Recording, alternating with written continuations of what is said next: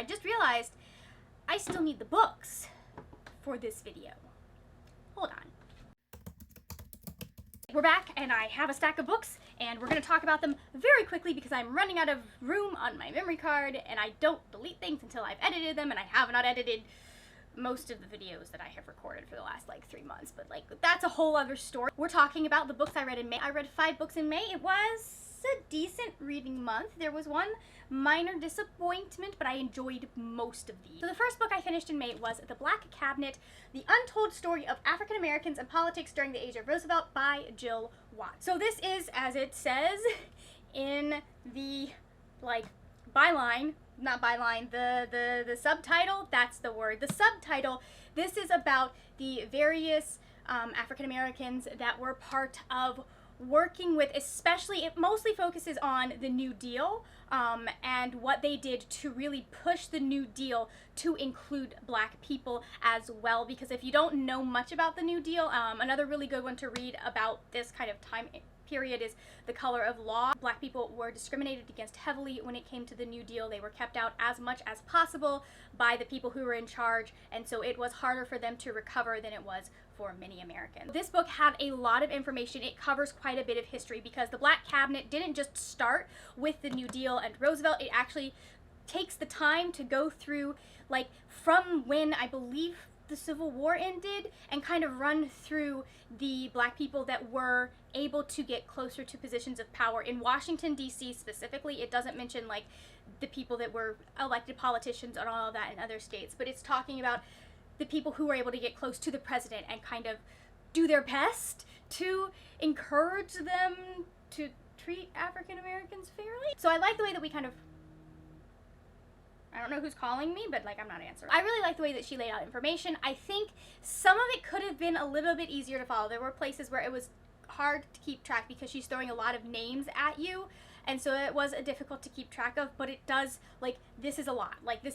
I suggest taking your time with it, not too much time like it took me. I don't recommend taking that much time because by the time we got to the end of the book, I'd forgotten a lot of the beginning, but it mostly follows Mary McLeod Bethune and the way that she kind of kept the Black Cabinet together despite the varying opinions on how best to help Black people in this era. Highly recommend, really enjoyed it. I really liked being able to kind of sit with these people's stories and see the work that they were putting in. It was also very frustrating to read because you're reading this book and a lot of it you are going to see parallels. You're going to see things that we are still having to fight against today, things that are still prevalent attitudes that are still being said. They've just changed the wording or they've changed the subject. It's a frustrating read, but it is also very educational, so I highly recommend it. The next book I read was Vicious Spirits by Kat Cho. This is a YA fantasy, urban fantasy. It's about Somin and Junu. Somin is one of the characters that we know from the first book, Wicked Fox, and so it follows the aftermath of Wicked Fox. I can't tell you too much about it, but it follows the aftermath of Wicked Fox and the fallout from that and kind of them trying to put things that were unsettled back into rights. It's really interesting how she wraps up Wicked Fox, but then she's able to do Vicious Spirits, because Wicked Fox, I don't think she knew when she was writing Wicked Fox that she was going to have a second book. So it's really natural that all of these things are happening in this book, but also the ending of Wicked Fox feels like it wraps things up. There's just enough ambiguity that she's able to go into this book and work on that.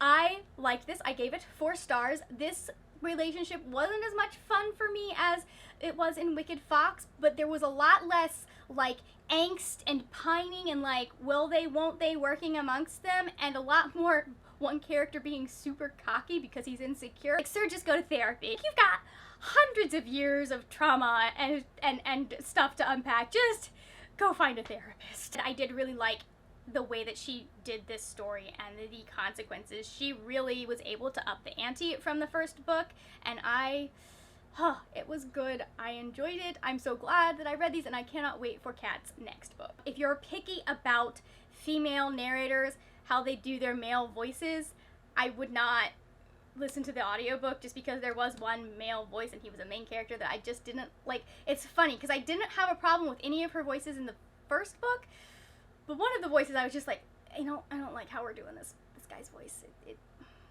Okay, the next book that I finished in May was The Hero Strikes Back by Maura J. Moore. This takes place in a world where humans have gone to another planet. Do they say why? I don't remember. I think it's just kind of brushed over. It's like, oh yeah, we had space travel at one point. And then they get to this other planet. It is racked by natural disasters, and they kind of just, technology dies. It cannot survive. Humans are barely surviving. They just regress back to almost like the Middle Ages-ish. Not the middle, like maybe, well, like the late Middle Ages, early Renaissance, that kind of period is kind of what I'm getting. It's an amalgam of things. Humans, because we're humans and we like to survive, end up developing this magic that allows them to channel the natural disaster. However, that leaves these sources very vulnerable to the powers that they are channeling, and most of them, I think all of them, end up dying until they discover that there are also people called shields who are able to shield the sources while they are channeling, and they're able to do all this stuff. I enjoyed this. I'm waiting for the two main characters to realize they're in love with each other, because oh my goodness, this book was just so stupid thick with them being like, yeah, we're just friends, we're co-workers, it's not like that. It's a little weird for a shield and a source to be in love. It's not like that with us. And it so very much is. They both have friendships and relationships, and like their relationship is continually pointed out. It's different from all of the other relationships they have. And Lee is continually being like, no, it's just because we are a shield and a source, and it's this weird bond. And then the other shields and sources are like, and then this isn't normal. This isn't how we don't like, if that's, it's not like that with us. I'm really enjoying this. The one thing I will say is this was written in like 2012, I think. So just know, 2006, the author did not do her research in how to describe Asian people without being racist. I think there was once in the last book, once in this book, and like there are so many other ways that, especially since this is tied to Earth, so many other ways that she could have described him and been like, yes, he is mixed race, but she didn't. That one doesn't want to stand up, so it's just going to sit there until it has something to keep it up. Next book we need to talk about is The Rise of the Red Hand by Olivia Chada. This was the group book for the Avengers Initiative Reading Challenge. It is an indie published book, and it is a debut, and you can tell. I gave it 3 stars. I should probably tell you what this book is about. So this is set kind of in what would be India today, but in the future, and they live in this world where everyone, like, there's 2 different classes of society, basically. There are people who are lucky enough to live in the upper levels, which is has a controlled biodome. Everything is much neater. The air is clean. All of that stuff. It's climate controlled. And then there are people who live in the outer bits of the province, and they're struggling. The main character is one of those people, and she is also part of a resistance called the Red Hand. So I really enjoyed this. I thought that she did a really good job of building the world. Knowing the little that I know about the current state of affairs in India and some of like what's going on where with the classes and how things are set out, I could see how where we are now could lead to what's going on here. I really liked, there were like so many nice little touches to this dystopian that made it feel real, and you could sit down and go, okay, that I totally see that. That said, it was very info dumpy. It was not the best prose.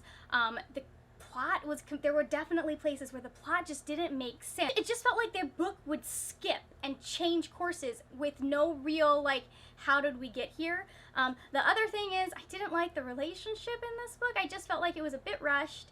I have never in my life read a book and been like, why is there kissing for the main couple? But I was like, why is there kissing? This is not an appropriate time for kissing. What? You've known him for 24 hours, sweetheart. 48 maybe? Maybe a week. Time was weird in this book. It was very hard to tell. Like, there were times that, like, it felt like there were, like, it felt like there were a couple of days passing, but they would talk about time and the things that happened as if weeks had passed.